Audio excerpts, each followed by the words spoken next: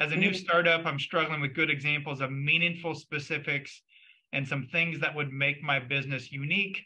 I've given it some thought and watched some of the videos, but not sure if I'm hitting the mark. I mean, the reality may be that you don't have anything that is truly unique yet, right? Because you're probably looking at it from the standpoint of the tactical things you deliver. Is that correct? Yes, okay. For now, yes. Okay. But you've got to ask yourself, what is something that you can do for your chosen avatar client that most other MSPs aren't doing, won't do? And, that could be anything. If you pick a niche, it could be support of a particular line of business application. It could be there's a particular approach that you're taking that's unique. I mean, so for example, when I started my business, there's a million marketing firms out there. What makes you different, Robin? And it was mostly my approach to marketing in the beginning, because I didn't have any testimonials. Like I had a few, but I didn't have like a ton of testimonials. I'm a brand new startup. So I basically stood on the grounds of the philosophy of how I approach sales and marketing and why it is unique to all other marketing firms you deal with. And for me, and it still is true today, is I take a blended approach of sales and marketing, because I'm a salesperson I'm a very, very good salesperson. I've carried a quota. I've been a top performer, a top earner my whole life. In addition to that, I know how to use marketing to facilitate and support sales. Most companies look at sales and marketing as two completely different departments. They hate each other. They blame each other. They don't work together, right? And I think that's a mistake, because marketing can't always get the job done all the way across, especially when you're selling like managed services. Like, I don't know of anybody who can send out an email and get someone to sign a managed services agreement. I mean, maybe it's possible. I don't know that that's widely used, right? So you got to have sales and marketing working together, because there's limitations on what marketing can do. And definitely with salespeople, if marketing is done right, selling should be a lot easier, right? They should be talking to more qualified prospects, pre-sold, predisposed to doing business with you.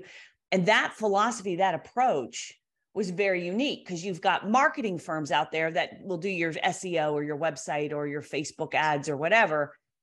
And then you have sales training organizations, and they're two entirely different philosophies, strategies, and they don't cross that line. Like, oh, we're sales training, so we're going to teach you how to handle objections, how to have a positive state of mind. So when you get rejected 90% of the time of all day long, you can still be positive, not want to kill yourself. We're sales training. And then over here is the marketing, and marketing has nothing to do with sales. So my approach to marketing was very, very, and still is, unique. Very few marketing firms can do both. And so I stood on that as my unique selling proposition. And I offered a money back guarantee at the time, saying, if I don't perform, you don't have to pay me. And that's how I got a few clients coming in, right? To where I could, and then once I get those clients, you start building on that. But, so Kojo, I don't know anything about you personally. I mean, I see you post into the queue and stuff like that, but yeah, it could be philosophy. It could be an approach. It could be, maybe there's something you know how to do that most don't. The other thing, and I'll leave you with one other thought, is it could be based purely on who you are as an individual, right? So you look at my favorite example to use, which is Black Rifle Coffee. Now, Black Rifle Coffee, Evan Hafer's the CEO. It's a very successful, fast-growing coffee franchise. They started out by selling you home delivery coffee, and now they're moving into having locations and stores. They're growing like crazy. Now, are they from a intrinsic standpoint, are they doing anything different than everybody else? No, they're selling coffee. They're selling coffee beans from this, basically roasting it relatively in the same way. I mean, there's nothing different in the stuff, not drastically different. And there's all kinds of ways I can get coffee. It's not like I'm sitting around going, geez, I wish I could find a cup of coffee around here, a place to buy coffee, right? So the way he differentiated was based on who he is as an individual. So he is, I think is it Marine or Green Beret? I think he's a Green Beret, but he was a Green Beret. So his whole staff are ex-military. So they are very entrenched in military and police officers, first line of defenders, that sort of thing, firefighters, police officers, military. That's his audience. And so people buy coffee from him because of who he is, not necessarily because the coffee's better or cheaper or roasted different, or, you know what I mean? So like, and it's wildly successful. So sometimes it can be based on who you are as an individual. That's why, like, you look at the George Foreman grill, okay? That was by far the single most successful kitchen appliance ever sold, or home appliance ever sold in the history of mankind.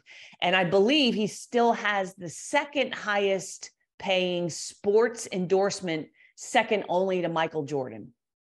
Now, is it something that the grill is really unique and it's built different? Well, yeah, I mean, it's a good grill. It wasn't a piece of crap, I can tell you that. Like, you know, it's like your product has to be good. It can't be but it's nothing like they were selling these at department stores for years and nobody was really buying them except for their college kids that were, their kids were going off to college.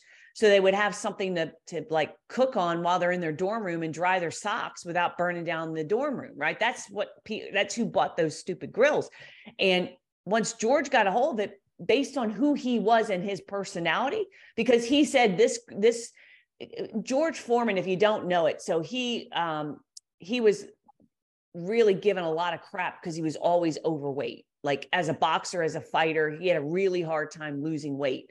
And so he used his personal story saying, I cook on this grill because it drains all the fat and I got to lose weight and be lean when I'm fighting. So that's why he called it his lean, mean grilling machine. And based on his story alone and one little feature, but by the way, all grills did that. It wasn't just George Foreman grill. All grills did that. That was nothing new, right? They all have a reservoir where the fat goes. So, but the way he positioned it with his story and why he uses it, you could see what happened. So that's what I would recommend to you.